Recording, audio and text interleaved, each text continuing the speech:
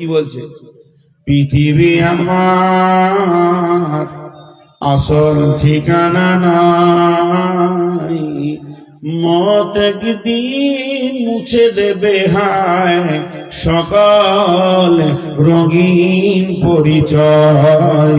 পৃথিবী আমার আসল ঠিকানা নয়। পৃথিবী আমাদের ঠিকানা নয়। যেমন উত্তর শিবরামপুরটা আমার ঠিকানা নয়, আমি চলে যাব, তেমনি ভাবেন প্রত্যেককেই ছেড়ে চলে যেতে হবে, এটা আমাদের আসল ঠিকানা নয়। আমার আসল ঠিকানার নাম হচ্ছে জান্নাত। মানুষ কিছু কিছু ভুল করি চলতে চলতে। জি, আমার বিবি আমাকে ফোন করেছে, আসসালামু আলাইকুম। ওয়ালাইকুম সালাম। এখন কি করছো? তোমার সঙ্গে কথা বলছি। আজিব ব্যাপার, এটা কি সুধাবার আছে? হসপিটালে সিঁড়িতে নামছি আর একজন উঠছে, হি হি করে হাসছে, বক্তা দেখে লেছি, কেমন আছেন? আচ্ছা, হসপিটালে কেমন আছেন জিজ্ঞেস করতে হবে? আমি এখানে কি বিয়াই বাড়ি এসছি না শ্বশুর বাড়ি এসছি? কি হয়েছে জিজ্ঞেস করতে হবে। তো মানুষ কিছু কিছু জায়গায় প্রশ্ন ভুল করে বসে। তো পৃথিবীটাকে আমরা ঠিকানা মনে করেছি, এটা প্রশ্ন ভুল হয়ে গেছে। আসল ঠিকানা, আসল পরিচয়টা আজকে বলে দিচ্ছি। আমাদের গ্রাম নাই, পোস্ট অফিস নাই, থানা নাই, জেলা নাই, সে দেশে কোনো রাজ্য নাই, এমপি নাই, এমএলএ নাই, মিনিস্টার নাই, এসপি নাই। আমার আল্লাহ বলেছেন ইন্নাল জান্নাতা হিয়াল মাওয়া, জান্নাত হচ্ছে তোদের ঠিকানা। একটা শব্দই শেষ হয়ে যাবে, মুমিনের ঠিকানা হচ্ছে জান্নাত। আর জান্নাত যাবে কে? যার ভিতরে তিনখানা পরিচয় আছে। আমার প্রথম পরিচয় যদি কেউ জিজ্ঞেস করে পরিচয় দাও, তোমার পাতা দাও, আমি বুক উঁচু করে বলবো আমি আল্লাহর গোলাম। আমার দ্বিতীয় পরিচয়, আমি আদম সন্তান। আমি কুত্তার পেটে, শুকরের পেটে, ছাগলের পেটে, গরুর পেটে, গাধার পেটে, ভুঁইসের পেটে আমি হয়নি। আমি আদমের সিলসিলাতে পৃথিবীতে এসেছি। আমার বাপ আদম, তার বাপ আদম, তার বাপ আদম, আমি সেই সিলসিলাতে এসেছি। আমার তৃতীয় পরিচয় হচ্ছে আমি আদম সন্তান। আমার 3 নম্বর পরিচয় হচ্ছে পৃথিবীর বুকে যত কমান্ডার এসেছে, যত নেতা এসেছে, কোন নেতার সঙ্গে আমাদের কোনো সম্পর্ক নাই। আমার নেতার নাম হলো নবী মুহাম্মদুর রাসূলুল্লাহ। জোরে বলেন, নবী মুহাম্মদুর রাসূলুল্লাহ সাল্লাল্লাহু আলাইহি ওয়াসাল্লাম।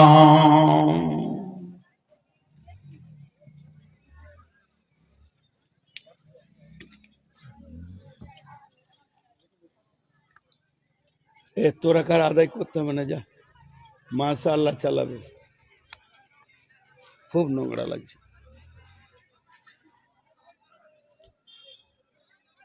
তো পরিচয়টা দিলাম, তাহলে কাজ কি?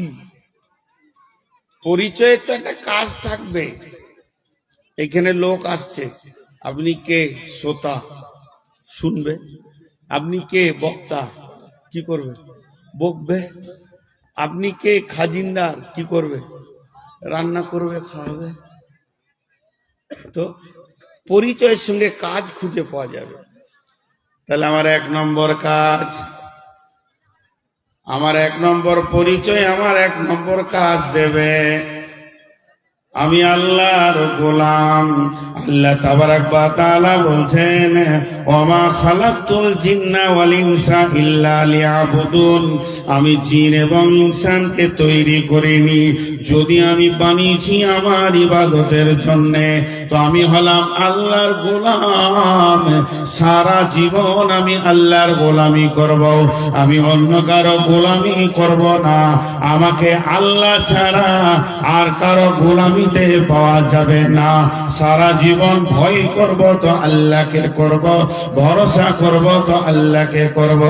ইল্লা লিয়াবুদুনের তাফসীর করতে গিয়ে মুফাসসিরিনরা বলেছেন ইল্লা লিআরাফুন, ইল্লা লিআরাফুন, আল্লাহকে আল্লাহর মতো করে চেনা এবং তার হুকুমকে তার মতো করে পৌঁছিয়ে দেওয়া, এটাই হচ্ছে গোলামের দায়িত্ব। গোলাম তার গোলামি করবে।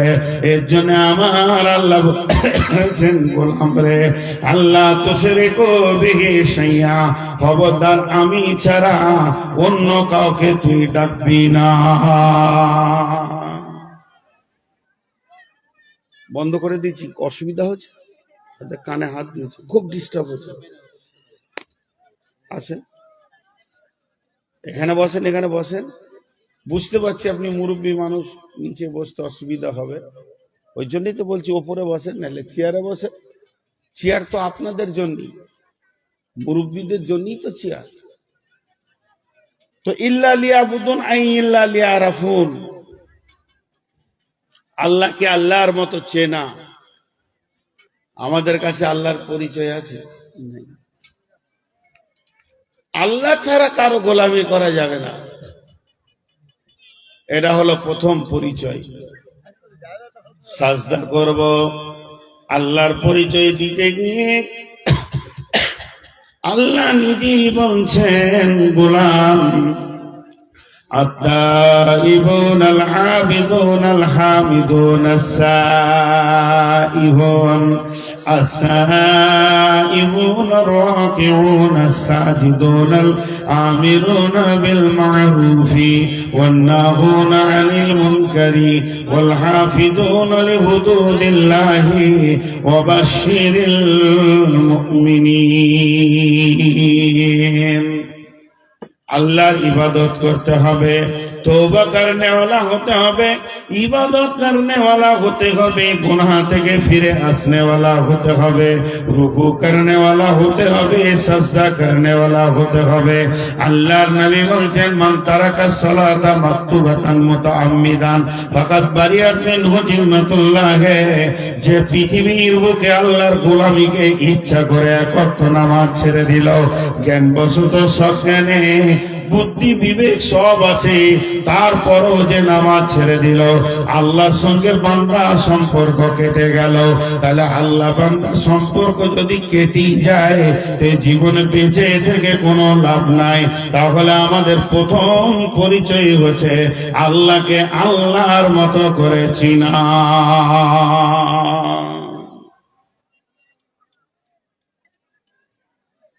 আল্লাহর পরিচয়। আল্লাহ বলছে, তুই আমাকে ডাক, তোকে আমি ডাকবো। ফাযকুরুনি আযকুরুকুম, আল্লাহকে আমি ডাকবো, কথাটা ঠিক আছে, বুঝতে অসুবিধা হচ্ছে না, কিন্তু আল্লাহ আমাকে ডাকবে কেন? কি দরকার পড়েছে আল্লাহ ডাকা? তো আল্লাহ যদি আমার ডাকে সারাই না দিবে, তা আল্লাহ হলো কি করে? আল্লাহকে আল্লাহ হতে গেলে কিছু গুণের দরকার। গোলামের ডাকে সাড়া দেওয়ার ক্ষমতা থাকতে হবে, গোলাম গুনাহ করে মাফ চাইলে মাফ করার ক্ষমতা থাকতে হবে, সর্ব জায়গায় খবর রাখার ক্ষমতা থাকতে হবে, আলেমুল গায়েব আলেমুল বিগাতি সুদূর হতে হবে। এই সমস্ত গুণে গুণান্বিত আপনার আমার আল্লাহ। কিন্তু বাকি যারা আল্লাহকে মাত দিয়ে অন্য কোন মাবুদকে আল্লাহ বলে, মাটিকে আল্লাহ বলে, মূর্তিকে আল্লাহ বলে, গাছকে আল্লাহ বলে, পাথরকে আল্লাহ বলে, ইটকে আল্লাহ বলে, এদের আল্লাহর এই গুণগুলো একটাও নাই। এরা সব জায়গার খবর জানে না, দিলের খবর জানে না, মাফের ক্ষমতা নাই, হাজির থাকতে পারবে না, এমন একটা মাবুদকে এরা আল্লাহ বলে। তো আমার রব বলছেন, ফাযকুরুনি, তোরা আমার স্মরণ কর, আযকুরুকুম, তাহলে আমি আল্লাহ তোদেরকে স্মরণ করব। ওয়াশকুরুনি পৃথিবীর বুকে আমি তোদেরকে যেমন করে রেখেছি শুকর করেলে, খবরদার ওয়ালা তাকফুরুন, আমার বিরুদ্ধে কথা বলবি না।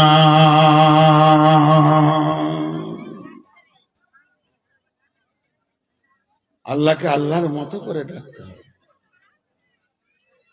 তুই আমাকে ডাক, আমি তোকে স্মরণ করব। বিশ্ব নবী বলেছেন, মান ক্বালা লা ইলাহা ইল্লাল্লাহ ফাদাখালাল জান্নাহ, যে লা ইলাহা ইল্লাল্লাহ বলেছে সে জান্নাতে যাবে। তাফসীর 3 রকম। এক রকম হচ্ছে একটা লোক সকালে কালেমা পড়লো, জোহরের আগে মারা গেল, জান্নাত যাবে। 2 নম্বর তাফসীর হচ্ছে যে জীবনে খলুসিয়াতের সঙ্গে শিরক করে নাই, লা ইলাহা বলে রেখেছে, জাহান্নামে যাওয়ার পরও একবার সে জান্নাত পাবে। 3 নম্বর হচ্ছে একটা লোক কালেমা তাইয়্যিবা মরার সময় বলেছে, আল্লাহ কালেমা নসিব করেছেন, লোকটি জান্নাত যাবে। তাহলে 3 জনই জান্নাত যাবে, লা ইলাহা বললি জান্নাতে যাবে। কিন্তু বন্ধুরে, এদের আপার ডিপার আছে, কারো সাজা হবে, কারো সাজা হবে না, তারপরও একদিন জান্নাতের মুখ দেখবে। কিন্তু যারা আল্লাহকে বাদ দিয়ে অন্যকে ডেকেছে আর হাজার কালেমা পড়েছে, আল্লাহ তাবারাক ওয়া তাআলা মুশরিকদের কোনো নেকিকে কবুল করেন না। তাদের দান খয়রাত, নামাজ, রোজা, হজ, যাকাত কিছুই কবুল হবে না। মুশরিকদের এত বড় ঘৃণিত জাতি, যাদের কোনো দোয়া কবুল হবে না। আল্লাহ বলছেন, ফাযকুরুনি আযকুরুকুম ওয়াশকুরুলি ওয়ালা তাকফুরুন। আল্লাহকে ডাকলেই যদি জান্নাত পাওয়া যায়, তাহলে ঢোল, তাবলা আর ফুলর ব্যঞ্জন, যত রকম হারমোনিয়াম, যত রকম মিউজিক আছে, এরাও জান্নাতে যাবে। কারণ গানে যখন লা ইলাহা ইল্লাল্লাহ বলে, গানের ভিতরে যখন সুবহানাল্লাহ বলে, তখন এই হারমোনিয়াম গুলো লা ইলাহা ইল্লাল্লাহ বলে। গুলম্বুধর বলছে, ঘুমানি দেওয়ানি রে, জান্নাতের চাবি কাকে বলে বল। দেখবেন যেগুলো ফকিরি গান হয়, মারেফাতের গান হয়, তারা কত জোর ঢোল বাজায় আর আল্লাহর নাম লেয়। এবার লম্বুধর যখনই বলেছে ঘুমানি দেওয়ানি, গান ধরে নিল। যখনই গান ধরে নিল, বলে সমস্ত মিউজিক বাজতে শুরু করলো। গানের ছলে বলছে, খুলবি যদি বেহেশতের ঘর, এই কালেমার কুঞ্জি ধর, বলতে সকলে বল তোরা লা ইলাহা ইল্লাল্লাহু মুহাম্মদ রাসূল, লা ইলাহা ইল্লাল্লাহু মুহাম্মদ রাসূল। কে বলেছে? কে বলেছে? ঢোল বলেছে, তবলা বলেছে, হারমোনিয়াম বলেছে, ব্যঞ্জন বলেছে, আর বলেছে ফ্লোর বলেছে, যতগুলি মিউজিক আছে লা ইলাহা বলেছে। তাহলে কি জান্নাতে ঢোল, তবলা, হারমোনিয়াম চলে যাবে? না না না। এর জন্য বলা হচ্ছে, আল্লাহর নাম নিলে গুনাহ হবে, আর ফিরআউনের নাম নিলে নেকি হবে। কথাটা কেমন? বলে কোরআনের ভিতরে যে ফিরআউনের নাম আছে, ইযহাব ইলা ফিরআউনা ইন্নাহু তাগা, তাই ফিরআউনের নামের ভিতরে প্রত্যেকটি অক্ষরে 10টা করে নেকি পেয়ে যাবেন ভাই। কিন্তু কানের ভিতরে যদি আল্লাহর নাম নেওয়া হয়, আল্লাহর ইজ্জতকে নষ্ট করা হয়েছে, এর জন্য গুনাহ হবে। ঢোলের ভিতরে যদি আল্লাহর নাম নেওয়া হয়, এর জন্য নেকি হবে না, বরং আল্লাহকে বেইজ্জতি করা হয়েছে, এর জন্য গুনাহ হবে। আর ফিরআউনের নাম নিয়ে নেকি হবে, এর জন্য ফিরআউনের কোনো দাম নাই, ও বেঈমান তো বেঈমান, এটা কোরআনের আয়াত, এর জন্য নেকি হবে।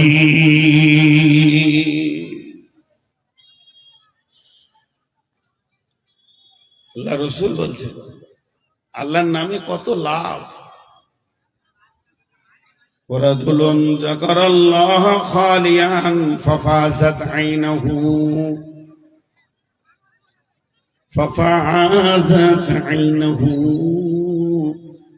আল্লাহর নবী বলছেন, সাবাতুন ইদিল্লুহুমুল্লাহু ফি দিল্লিহি ইয়াউমুল লা দিল্লা ইল্লা দিল্লুহু, এমন একটা দিন আসবে রে, সেদিন রহমতের ছায়া ছাড়া কোনো ছায়া থাকবে না। সে কঠিন কিয়ামতের দিনে 7 রকম লোক আল্লাহর ছায়াতে স্থান পাবে। তার মধ্যে ওই লোক যে আল্লাহকে গভীর রাতে ডেকেছে আর চোখের পানি ফেলেছে, ওই লোক রহমতের ছায়াতে থাকবে রে। আল্লাহর নামের কত মূল্য আছে বন্ধুরে, আল্লাহর নাম নিলে নেকি আছে, গুনাহ মাফ আছে। অতএব আল্লাহ তাবারাক ওয়া তাআলা বলছেন ওয়াশকুরুলি